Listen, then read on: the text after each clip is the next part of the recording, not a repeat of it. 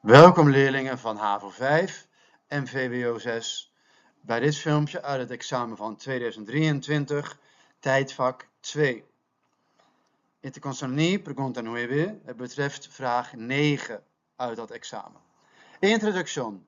In 1948 werd in de Nederlandse Antillen de ministeriële verantwoordelijkheid ingevoerd. Dus belangrijk is het jaartal 1948. En in dat jaar werd in de Nederlandse Antillen de ministeriële verantwoordelijkheid, papavimento e responsabilidad ministerial, ingevoerd.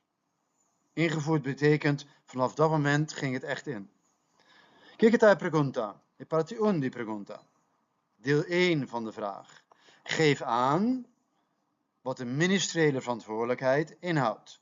Kiko ministeriële verantwoordelijkheid. Ta ensera. E contesta, pa parte 1. Ministeriële verantwoordelijkheid betekent dat de ministers verantwoordingsschuldig zijn aan de Staten, ook wel bekend als het parlement, voor het gevoerde beleid. Ze moeten dus, in makkelijke woorden, aan het parlement regelmatig uitleggen waarom ze doen wat ze doen. Dat is een taak. Ja, dus waarom? Ja, een minister dan ta responsabel pa estado nan. De minister is verantwoordingsschuldig aan de Staten voor zijn gevoerde beleid. Partidos, pa pregunta. Als we weten wat ministeriële verantwoordelijkheid is, leg uit wat de introductie van de ministeriële verantwoordelijkheid betekende voor de macht van de gouverneur.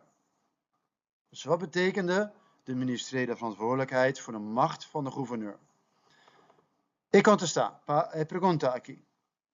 Voor de invoering van de ministeriële verantwoordelijkheid waren de ministers geen verantwoordingsschuldig aan de staat. Pa sobra non tabatan nombra pa gobernador. Omdat ze benoemd werden door de gouverneur.